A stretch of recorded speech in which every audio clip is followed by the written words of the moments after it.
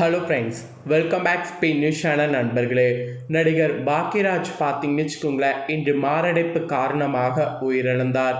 அவர் உயிரிழந்ததை தொடர்ந்து தமிழ் திரையுலகில் பெரிய இழப்பின் காரணமாக ரசிகர்கள், திரைப்பிரபலங்கள் என நேரில் சென்று அஞ்சலி செலுத்தி வராங்க. இந்த நிலையில் பாக்கியராஜுடைய கடைசி 3 ஆசைகளானது வெளியாயிருக்கு. ஸோ அந்த ஆசைகள் நிறைவேறாமலேயே போயிட்டாரு அப்படிங்கிற மாதிரி குடும்பத்தினர் கதறி கதறி அழுது சோகத்தை வெளிப்படுத்திட்டு இருக்கிறாங்க. அப்படி என்ன 3 ஆசைகள் அப்படிங்கிறத தான் இந்த வீடியோவில் சொல்ல போகிறேன். வாங்க, என்ன ஆசைகள் நிறைவேறாமல் போயிட்டாரு அப்படிங்கிறத பார்க்கலாம்.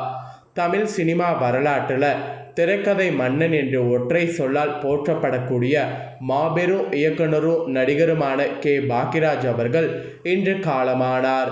அவரது மறைவு திரையுலகிற்கு ஈடு செய்ய முடியாத பேரிழப்பாகும்.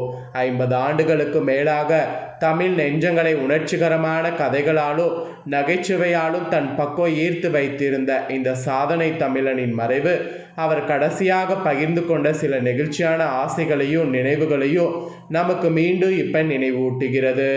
சினிமாவில் தனது 50 ஆண்டு கால பயணத்தை நிறைவு செய்ததொட்டி அவர் கலந்து கொண்ட சில நிகழ்ச்சிகளில் தன்னுடைய ஆசைகள் குறித்து பத்திரிகையாளர்களிடம் அவ்வப்போது தெரிவித்து வந்தார். அந்த வகையில் அவருக்கு இருந்த கடைசி 3 ஆசைகள் என்ன என்பது குறித்து இப்போ சொல்ல போகிறேன். ஸோ அதை தான் நீங்கள் இப்போ இந்த வீடியோவில் தெரிஞ்சுக்க போகிறீங்க. ஒரு முறை செய்தியாளர்கள் சந்திப்பில் பேசிய பாக்கியராஜ், சினிமாவில் தான் 50 ஆண்டுகள் நிறைவு செய்ததை ஒருபோது நினைத்து கூட பார்க்கவில்லை என்று ஆச்சரியத்தோடு குறிப்பிட்டிருந்தார். ஆரம்ப காலத்தில் எனது நண்பர்களோ எனது தாயாரோ என் மீது வைத்த நம்பிக்கை தான் என்னை இந்த இடத்திற்கு கொண்டு வந்தது. நான் சினிமாவில் நிச்சயம் ஒரு நாள் மிகப்பெரிய வெற்றியை பெறுவேன் என்று அவர்கள் தொடர்ந்து கூறி எனக்குள் நம்பிக்கை விதித்தார்கள். எனது தொடக்க காலத்தையே நன்றியோடு நினைவு கூறுகிறேன் அப்படிங்கிற மாதிரி செய்தியாளர்கள் கிட்ட கூறியிருக்கிறார். அதே போல 16 வயதிலே திரைப்படத்தில் தனக்கு கிடைத்த முதல் வேலை வாய்ப்பை அவர் தன் வாழ்வின் முக்கிய மைல்கல்லாக கருதினாராம்.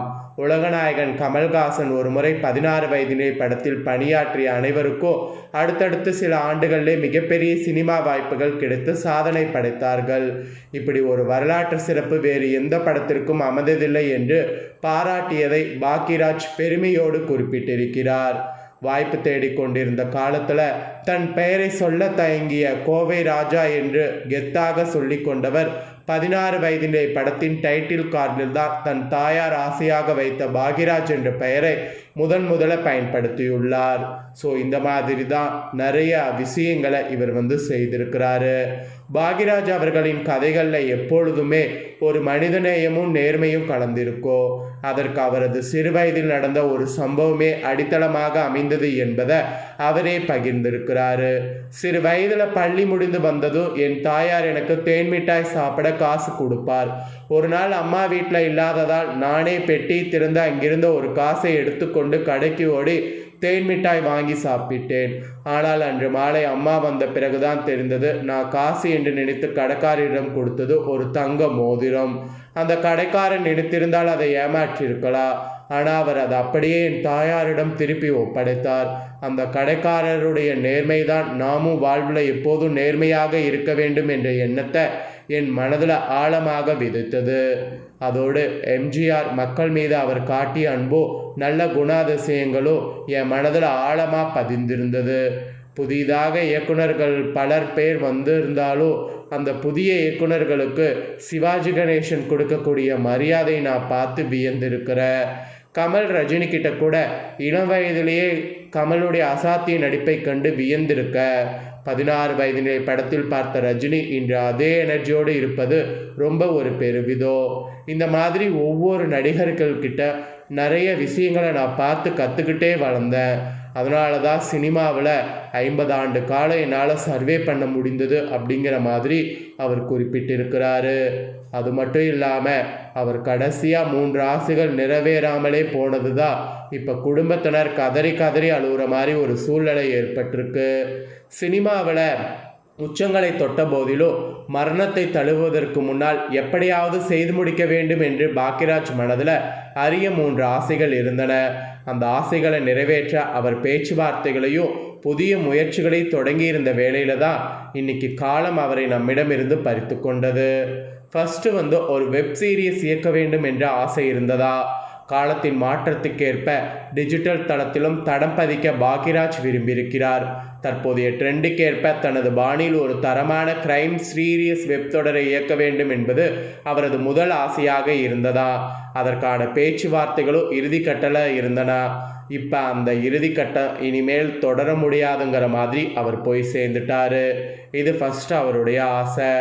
2வது, மகனை சினிமா துறையில் மிகப்பெரிய இடத்திற்கு கொண்டு வரணுங்கிறது ஆசைப்பட்டாரா?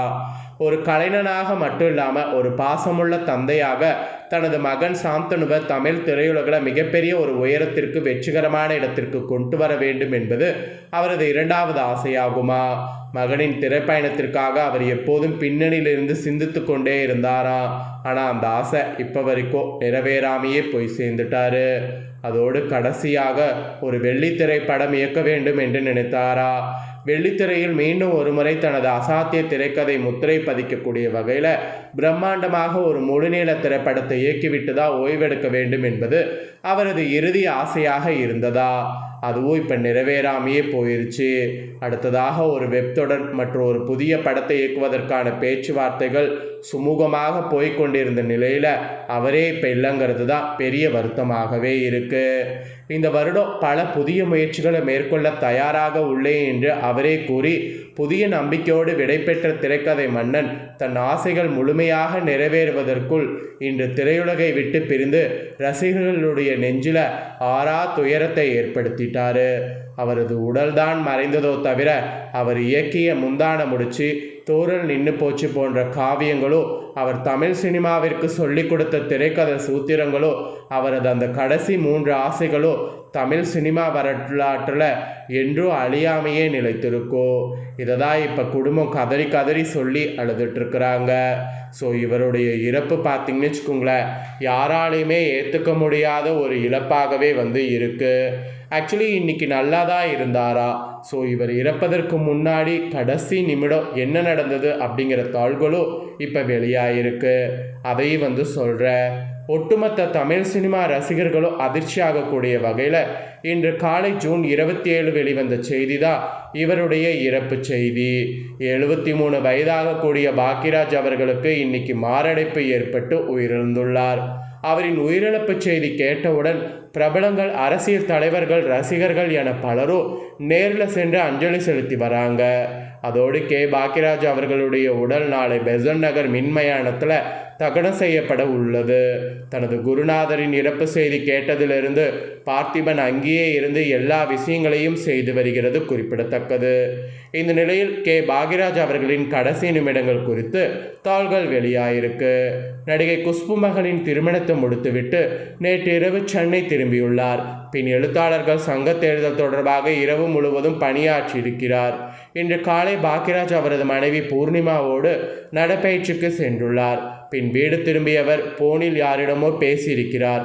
அப்போது அவர் திடீரென சோபாவில் அமர்ந்து மயங்கி இருக்கிறார். உடனே மருத்துவமனைக்கு அழைத்து செல்லப்பட்ட நிலையில் அவர் உயிர் பிரிந்துள்ளது. அவருடைய கடைசி நிமிடம் இப்படிதான் இருந்ததாக தகவல்கள் வெளியாயிருக்கு. ஸோ இவருடைய ஆத்மா சாந்தி அடையணும்னு சொல்லி கடவுளை நாம் பிரார்த்தனை பண்ணிக்கலாம். நெக்ஸ்ட் அப்டேட்டான வீடியோக்களை தெரிந்து கொள்ள சேனலை சப்ஸ்கிரைப் பண்ணுங்கள். வேறொரு நியூஸில் சந்திக்கிறேன். நன்றி, வணக்கம்.